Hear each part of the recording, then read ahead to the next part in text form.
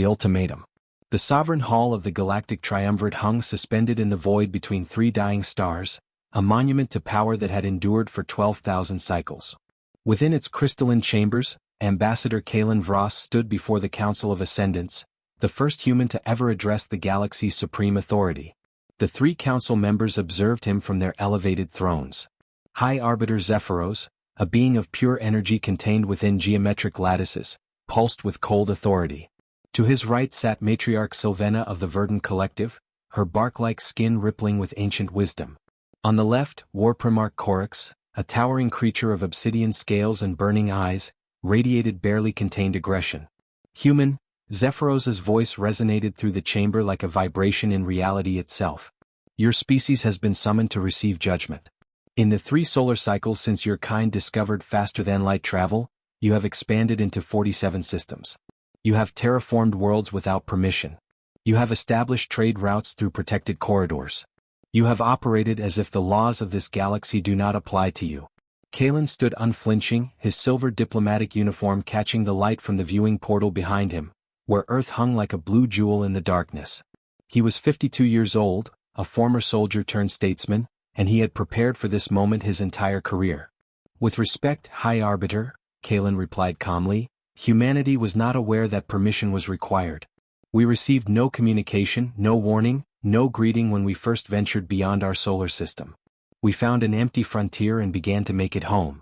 Matriarch Sylvena's leaves rustled with what might have been laughter or disdain. Ignorance is not innocence, Ambassador. The Triumvirate has governed this galaxy for longer than your species has possessed written language. Every civilized race knows to await contact and demonstrate subservience before expansion. Subservience. Kalen's jaw tightened. We are a free people. War Primarch Corax leaned forward, his massive frame creaking. Freedom is a luxury granted to those who have earned their place in the cosmic order.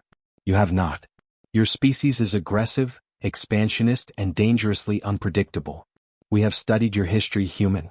In the time it took us to achieve our first interstellar vessel, your kind fought 14,000 major wars. You are a plague that must be contained. The chamber fell silent except for the hum of energy fields maintaining the artificial gravity. Kalen had known this was coming. Intelligence reports from the handful of other species humanity had encountered all pointed to the same conclusion. The Triumvirate tolerated no rivals, permitted no independence, and crushed dissent with overwhelming force. So you've already made your decision, Kalen said quietly. Zephyros's form brightened. Indeed. Humanity will surrender all vessels capable of faster-than-light travel. You will withdraw from all systems beyond your origin point. You will submit to Triumvirate governance and provide annual tribute of resources and manpower. Your military forces will be disbanded. You will be permitted to maintain only system defense craft. These terms are non-negotiable. And if we refuse? Then your species will be taught the cost of defiance, Corax growled. We have 3,000 warships in range of your colonies.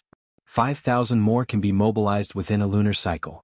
The combined military might of 73 subjugated species stands ready to enforce our will. You cannot win, Ambassador. Accept your place or be annihilated. Kalen had carried the weight of Earth's hopes across the stars.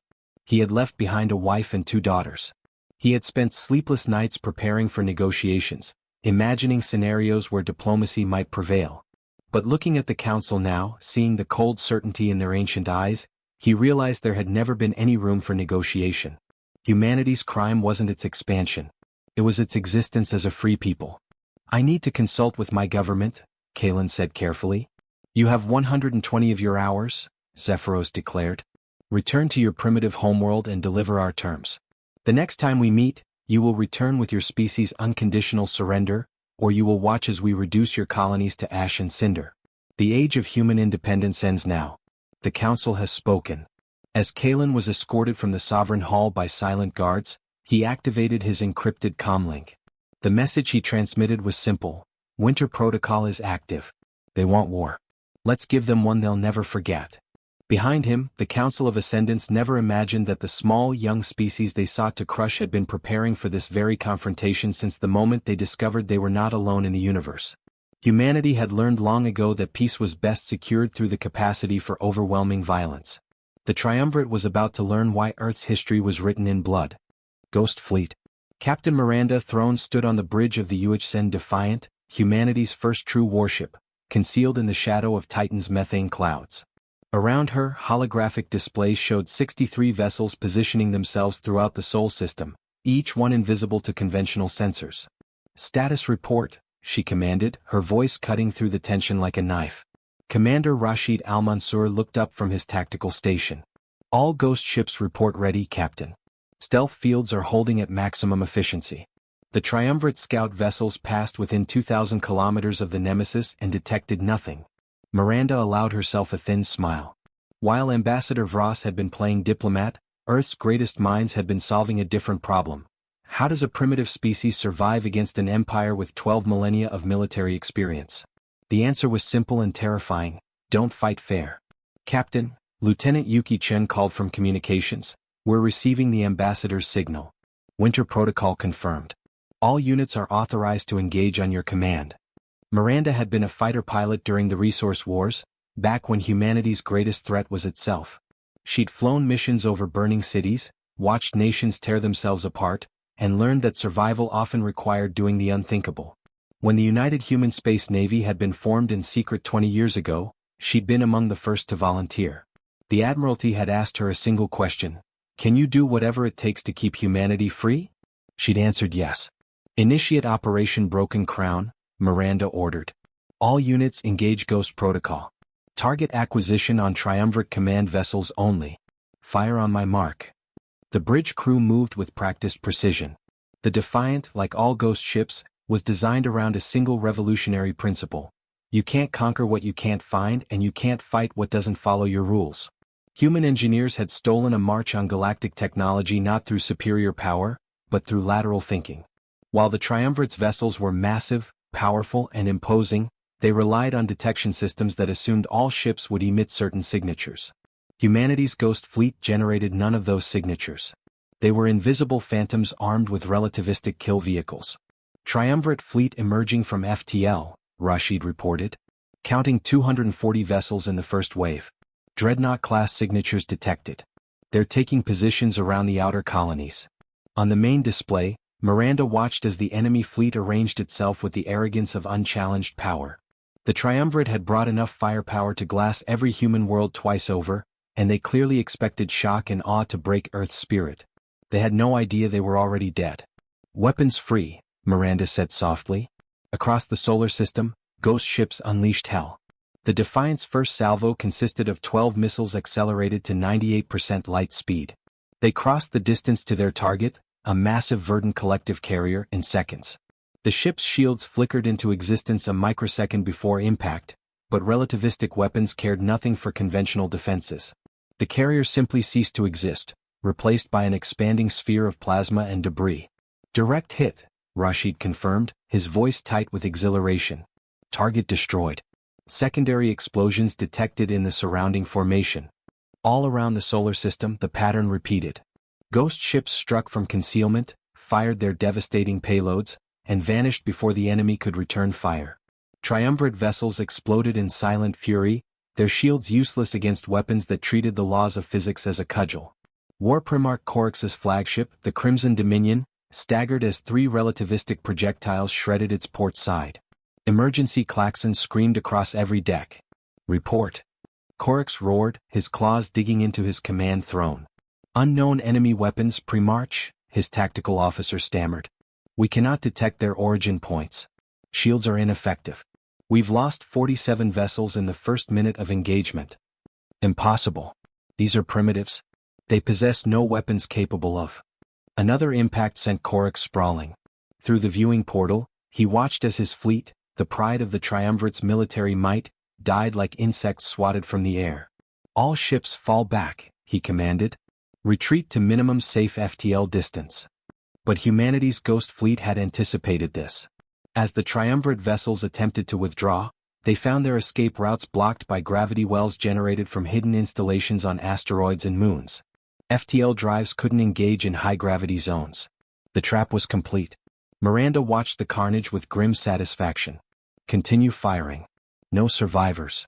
They wanted to teach us the cost of defiance. Let's return the lesson." The battle lasted 17 minutes. Of the 240 Triumvirate vessels that had entered the Sol system, none survived. The Ghost Fleet suffered 0 casualties. As the debris field expanded, Miranda opened a galaxy-wide broadcast. Her face, hard and unyielding, appeared on every triumvirate comm station simultaneously. My name is Captain Miranda Throne of the United Human Space Navy. Your council demanded our surrender. Instead, we offer you this: leave human space immediately or learn what happens when you threaten Earth. We do not kneel. We do not surrender. And we will burn down your empire before we let you chain us. The choice is yours. But choose quickly. We have 600 more ghost ships, and we know where your throne worlds are. The message ended. Across the galaxy, the triumvirate subjects watched in stunned disbelief as the Empire's invincible fleet was reduced to wreckage by a species that had barely discovered FTL travel. The balance of power had just shifted, and the Council of Ascendants knew terror for the first time in 12 millennia. The Reckoning. High Arbiter Zephyros materialized in the Council's emergency war chamber, his geometric form flickering with barely controlled fury. Around him, holographic images showed the complete annihilation of the Sol Expedition Force. 240 ships. Gone. In 17 minutes. This is impossible, Matriarch Sylvena whispered, her bark-like skin pale. Our sensors showed no weapon signatures, no FTL drives, nothing that suggested they possessed military capability beyond primitive fusion drives. War Primarch Coryx slammed his massive fist into the crystalline table, shattering it. They were hiding. Waiting. While their pathetic ambassador played diplomat, they prepared an ambush. Evidently successfully, Zephyros replied coldly. How did our intelligence fail so catastrophically? Before anyone could answer, the chamber's communication array activated without authorization. Captain Throne's face appeared, larger than life, her eyes like ice. Greetings, Council of Ascendants. I believe we have matters to discuss. Zephyros's form brightened dangerously. You dare intrude on a secure council channel? Your arrogance will cost your species dearly, human. Miranda's expression didn't change. Really? Because from where I'm standing, we just eliminated an entire battle group without sustaining a single casualty. Your secure channels aren't very secure, your invincible fleet wasn't very invincible, and your supreme authority seems rather questionable right now. You destroyed one fleet, Coryx snarled. We have thousands more. We will mobilize the full might of 73 subjugated species. We will turn your every world into a tomb. Will you? Miranda leaned forward. Because I've been doing some calculations. You have approximately 8,000 warships spread across your empire, protecting your throne worlds and maintaining control over your subjects. If you pull them from their stations to attack us, those subjects might get ideas about independence. And if you bring them to human space, you'll be feeding them into a meat grinder. She pulled up a tactical display. Our ghost ships can strike from concealment using relativistic weapons your shields cannot stop. Your vessels are too large, too visible, too dependent on conventional tactics. Every ship you send to attack us is a ship that can't protect your precious empire. So go ahead. Mobilize your thousands. We'll be waiting. Matriarch Sylvena's leaves rustled with agitation. You cannot sustain this. Stealth technology requires enormous energy. Relativistic weapons take time to charge. You're bluffing. Miranda smiled coldly. Am I? Would you like to test that theory? Because I'm prepared to start hitting your supply lines right now. Your empire spans 4,000 systems. How many can you defend simultaneously? Shall we find out? Zephyros forced calm into his voice. What is it you want, Captain Throne? What we've always wanted, to be left alone. Withdraw from human space. Recognize our sovereignty. Leave us to build our civilization in peace, and we'll leave you to your empire. But if you insist on war, we'll burn your throne worlds one by one until there's nothing left but ashes and memory. Unacceptable. Coryx roared. No species defies the triumvirate. Our authority. Your authority exists because no one's ever challenged it effectively, Miranda interrupted. We're not like your subjugated species. We're not going to play by your rules. We're going to keep hitting you from the shadows until you realize that conquering humanity costs more than leaving us alone. The question is, how many ships are you willing to lose before you accept that reality? The transmission ended, leaving the council in stunned silence. Finally, Zephyros spoke. She's right. About everything. What? Coryx spun toward him. Our empire is built on the assumption of overwhelming superiority. Every species we've encountered has fought us openly, allowing us to bring our numerical advantage to bear. The humans refuse to fight on our terms. They're using asymmetric warfare, striking from concealment, making every engagement a calculated risk. Sylvena's leaves drooped. And if we pull our fleets from their current positions to attack humanity, the rebellion of Sectors 7 through 12 becomes inevitable, Zephyros finished. 300 systems barely held in check by our military presence. If we withdraw those forces, we lose more than we gain. Corix's eyes burned. So we do nothing? We let these primitives mock us. We recalculate, Zephyros said grimly. We thought humanity was weak because they were young. We were wrong. They're not weak.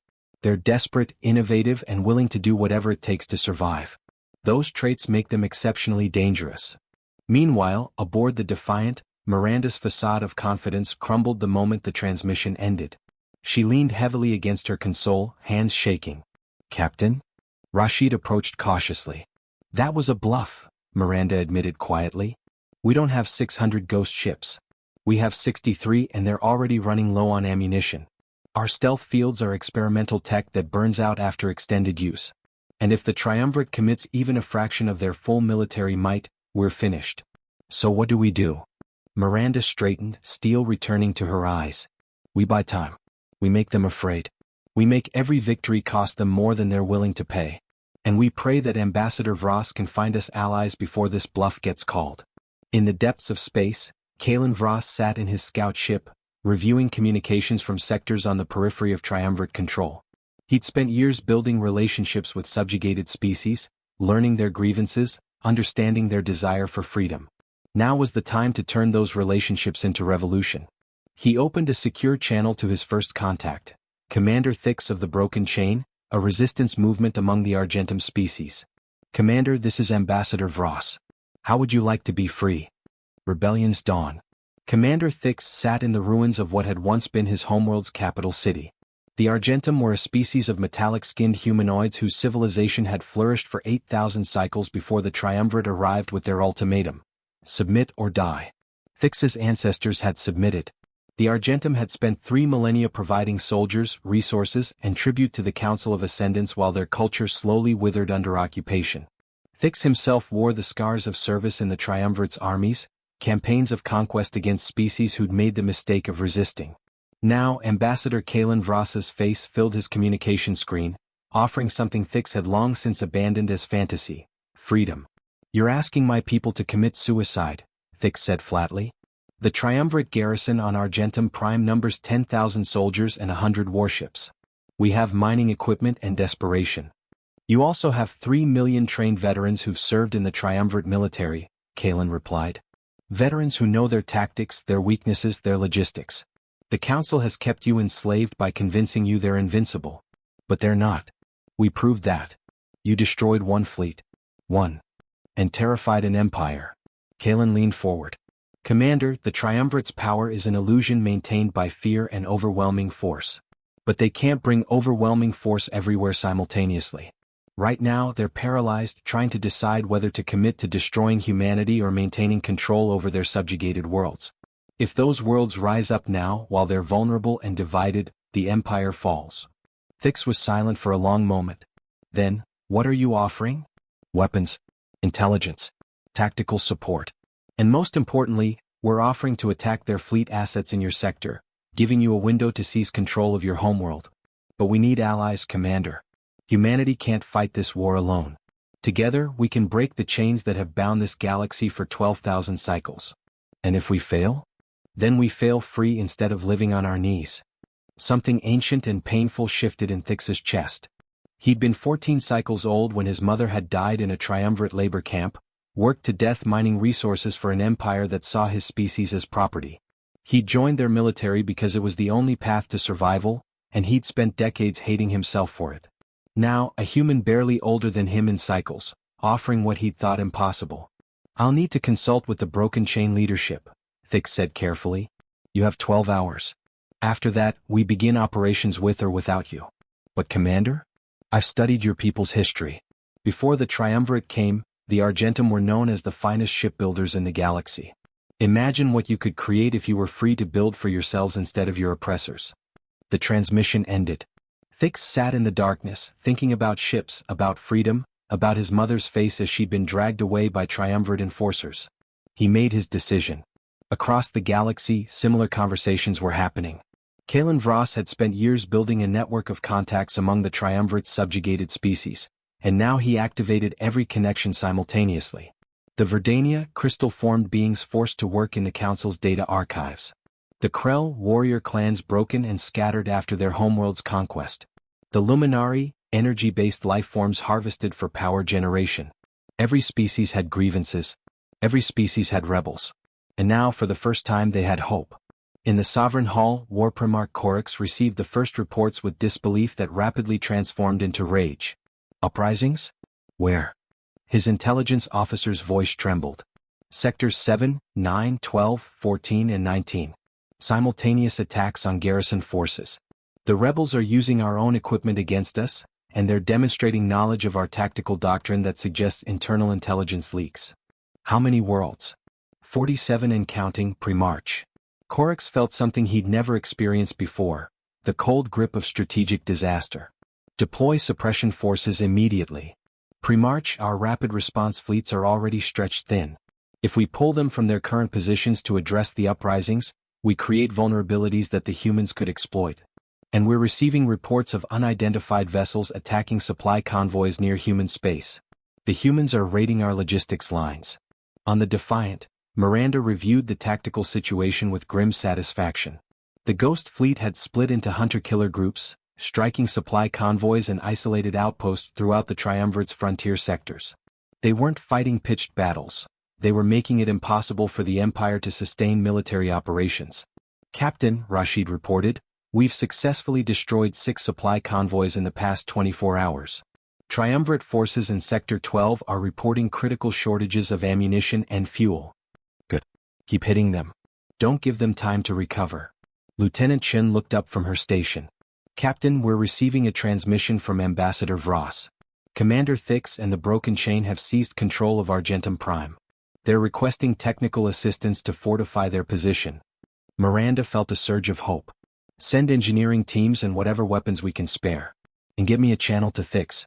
If the Argentum can hold their homeworld, other species will see that rebellion is possible. The Council of Ascendants convened in emergency session.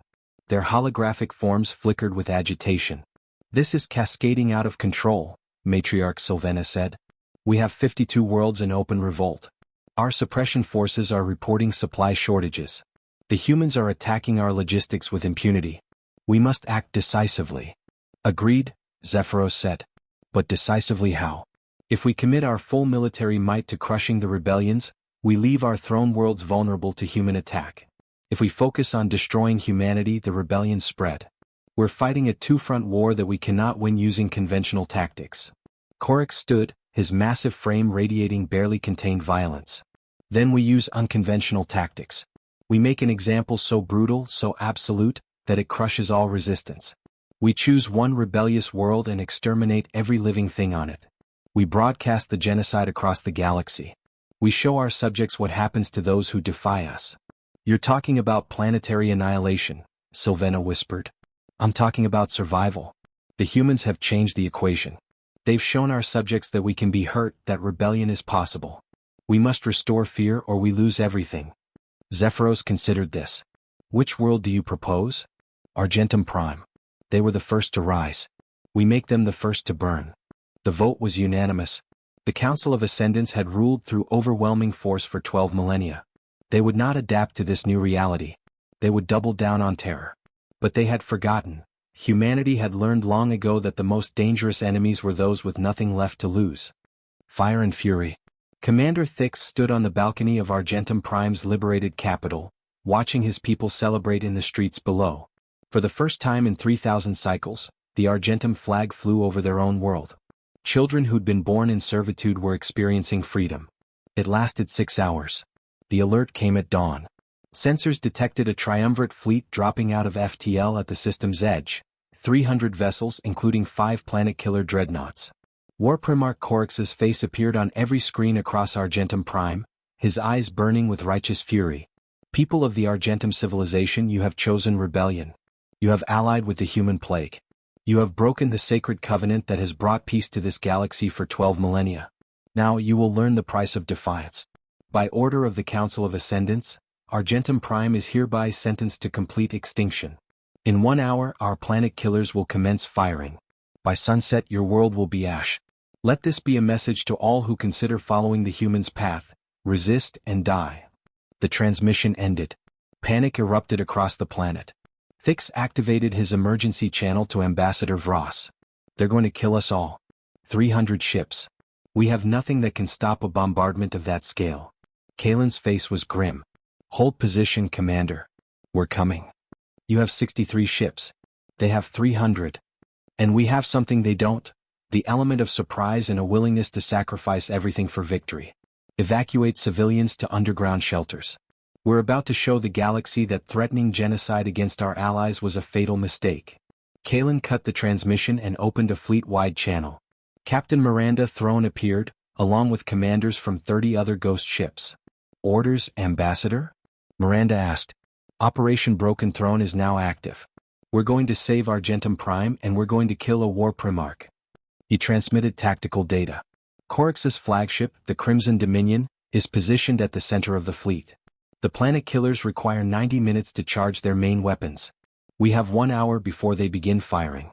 Here's what we're going to do. The Ghost Fleet emerged from FTL on the far side of Argentum Prime, using the planet's mass to mask their approach. They'd come with everything: all 63 vessels, every relativistic weapon, every experimental system they developed. Miranda studied the enemy formation.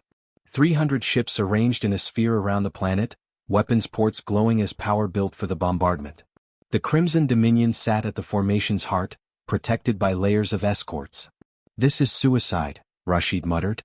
Probably, Miranda agreed. But we don't abandon our allies. All ships, execute Ghost Protocol Delta. We're going for the flagship. The Ghost Fleet split into 3 groups. The first group engaged the outer defensive perimeter, their relativistic weapons tearing through triumvirate vessels with devastating efficiency. The second group targeted the planet killers, destroying 2 of the massive dreadnoughts before the enemy could react. And the third group, led by the Defiant, drove straight toward the Crimson Dominion. Coryx watched the battle unfold with growing disbelief. How did they get here so quickly? How many ships do the humans actually have? Unknown, Primarch, his tactical officer replied. But they're targeting us specifically. They're ignoring everything else to reach this vessel. Then they'll die trying. All escorts protect this ship. Kill anything that gets close. The Defiant and her sister ships carved through the defensive screen like knives through silk. Relativistic weapons cared nothing for shields or armor, they simply erased whatever they hit. But the Ghost Fleet was paying a terrible price. Without the advantage of surprise and concealment, triumvirate weapons were finding their marks.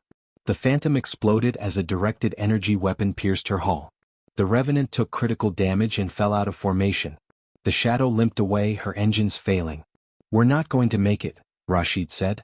Yes, we are, Miranda replied coldly. Target the Crimson Dominion. Fire everything. The Defiant unleashed her full arsenal: 8 relativistic missiles, 40 conventional torpedoes, and every directed energy weapon she possessed. The attack burned through the ship's entire power reserve, leaving them defenseless. But it worked. The Crimson Dominion's shields collapsed under the onslaught. Relativistic weapons punched through her hull in 6 places. Secondary explosions rippled across her superstructure. On the bridge, Coryx roared in rage as his ship died around him. Impossible. These primitives cannot. A final missile struck the command deck. War Primarch Coryx, architect of 1,000 conquests, terror of 100 species, died without finishing his sentence.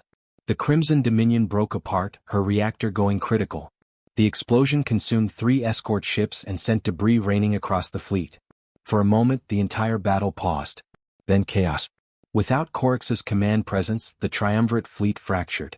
Some captains called for retreat. Others tried to continue the bombardment. Discipline collapsed into confusion. And the Ghost Fleet pressed their advantage. With the remaining planet killers as their priority targets, they hunted down and destroyed each one methodically. After 90 minutes of brutal combat, the triumvirate fleet began its retreat. They left behind 74 destroyed vessels, including all 5 planet killers and their flagship. The Ghost Fleet had lost 19 ships. But Argentum Prime still stood. Thix watched from the surface as the human vessels limped into orbit, many of them barely functional. The Defiant herself was scorched, holed, and venting atmosphere from a dozen breaches. Kalen Vross's face appeared on the main screen, exhausted but smiling. Commander Thix, Argentum Prime remains free. Captain Throne sends her regards. Thix found himself weeping, something Argentum rarely did. You came. You sacrificed your ships, your people for us. That's what allies do, Kalen replied simply. And Commander? You're going to want to see this. The screen shifted to show communications from across the galaxy.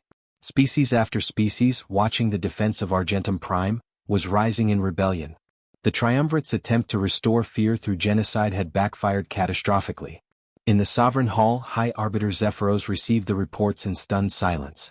War Primarch Korix dead. A third of the expeditionary force destroyed. Uprisings on 100 worlds. And humanity still fighting, still defiant, now proven willing to sacrifice themselves for their allies. The Empire was crumbling, and it had taken less than a month. The Alliance. The Nexus Station hung in neutral space between Triumvirate and Free Territories, a designation that would have been unthinkable 6 weeks ago. Now, representatives from 47 liberated species gathered in what had once been a Triumvirate administrative hub, transformed into the beating heart of rebellion. Ambassador Kalen Vross stood before the assembled delegates, exhausted but resolute. Behind him, holographic displays showed the transformed tactical situation. Over 300 systems in open revolt, Triumvirate supply lines in chaos, and the Council of Ascendants desperately trying to hold together an empire coming apart at the seams. Friends, Kalen began, his voice carrying across the vast chamber. 6 weeks ago, humanity stood alone against an empire that had ruled unchallenged for 12,000 cycles. Today we stand together as the Free Alliance, and we've proven that tyranny, no matter how ancient, can be broken. Commander Thix of the Argentum rose. The humans taught us that freedom is worth any sacrifice. When the Triumvirate threatened to exterminate my people, humanity's ghost fleet came to our defense knowing they might not survive. 19 ships were lost saving Argentum Prime. We will never forget that debt. Matron Whisper of the Verdania, a crystalline being that refracted light into rainbow patterns, chimed in harmonics that the translation systems rendered. The Triumvirate harvested my people for energy generation for 3,000 cycles. They convinced us we were powerless. The humans showed us that power without wisdom is vulnerability. We have seized our harvesting stations and now use that energy to power our rebellion. More voices joined, species after species sharing their stories of liberation. The Krell warriors who'd reclaimed their shattered clans. The Luminari who'd broken free from containment facilities. The Sirathi merchants who'd turned their trade networks into smuggling routes for weapons and supplies. But Kalen knew this gathering wasn't just about celebration. The Triumvirate was wounded, not dead. The real war was just beginning. The Council still commands thousands of warships, Kalen reminded them. They control the core worlds and major industrial centers. They've lost territory and prestige, but they retain the capacity to crush us if we remain divided. That's why we must formalize this alliance. Not just for war but for the peace that follows. A delegate from the Krell Pride stood, a massive four-armed warrior named Graken who bore the scars of 100 battles. The humans propose we create a unified command structure. They suggest equal representation for all member species. This is unprecedented. In our experience, alliances are simply empires by another name. Then we create something new, Kalen replied. The Free Alliance will operate on principles of consensus and mutual respect. No species dominates another. No voice is silenced. We fight as equals or we don't fight at all. Beautiful words, a harsh voice interrupted. The chamber fell silent as Counselor Maurith of the Triumvirate appeared via holographic projection, a figure resembling Matriarch Sylvena but somehow diminished. Ambassador Vross, you've built quite the coalition. The Council wishes to negotiate terms. Kalen studied the projection carefully. Negotiate? After you attempted genocide? Mistakes were made. War Primarch Korix's approach was regrettable. The Council now understands that a new arrangement is required. Here are our terms, Kalen said coldly. Complete dissolution of the Triumvirate. Independence for all subjugated species. Reparations for 3 millennia of exploitation. And war crimes trials for Council members. Maritha's expression hardened. Unacceptable. We offer limited autonomy. We're done negotiating, Commander Thix interrupted. Your empire ends now. The transmission cut off. Across the chamber, representatives stood, weapons raised in salute. The Free Alliance had spoken. Dawn of freedom. The Sovereign Hall hung in space as it had for 12,000 cycles, but now it stood alone. The three dying stars that had illuminated the Council's power still burned, but the fleets that had enforced their authority were scattered, broken, or in open rebellion. High Arbiter Zephyros stood in the empty chamber, his geometric form flickering with something that might have been despair. Matriarch Sylvena's leaves had wilted, her ancient bark cracking with stress. War Primarch Coryx was dead. Councillor Malrith had failed at diplomacy. The Empire was finished. "We could still fight," Sylvena whispered. "We have forces loyal to us. We could retreat to the core worlds and what?" Zephyros interrupted. "Extend this war for another decade? Watch as our civilization tears itself apart? We lost the moment we underestimated humanity. We lost when we tried to rule through fear instead of earning loyalty. The Empire is dead. We're just waiting for the funeral." Outside, the Free Alliance fleet emerged from FTL. 3,000 vessels representing 47 species, led by humanity's ghost ships. It was the largest unified armada the galaxy had ever seen, united not by conquest but by choice. Captain Miranda Throne stood on the bridge of the Defiant, now repaired and upgraded with technology shared by Alliance members. Beside her, Commander Thix operated weapons systems. Lieutenant Chen coordinated with Verdania communication specialists. The bridge was a microcosm of what the Alliance represented. Different species working together as equals. "Ambassador Vross sends word," Chen reported. "The Council is prepared to surrender." Miranda nodded. "All ships hold position. Let's finish this without more bloodshed if we can." In the Sovereign Hall, Zephyros initiated the final transmission. His form appeared before the galaxy, dimmed and defeated. "People of the Triumvirate, people of the Free Alliance.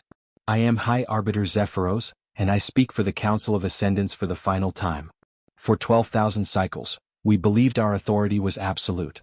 We believed that order required dominance, that peace required submission. We were wrong." He paused, gathering what remained of his dignity. "The human species showed us that strength without wisdom is hollow. They demonstrated that the greatest power is not the capacity to dominate, but the courage to sacrifice for others. They built an alliance where we built an empire, and their unity proved stronger than our tyranny. Therefore, effective immediately, the Council of Ascendants dissolves itself. All territorial claims are relinquished. All subjugated species are granted full independence. We surrender ourselves to the judgment of the Free Alliance and accept whatever consequences our actions have earned." The transmission ended. Across the galaxy, 12,000 cycles of Imperial rule came to an end. Kalen Vross stood on the Nexus Station observation deck, watching the stars. Beside him, Miranda had taken a rare break from command. "It's not over," Miranda said quietly. "We've won the war, but building a lasting peace will be harder." "I know," Kalen replied. "The Triumvirate left behind a galaxy full of trauma, exploitation, and grievances. Some species will want revenge. Others won't trust the Alliance. We'll make mistakes.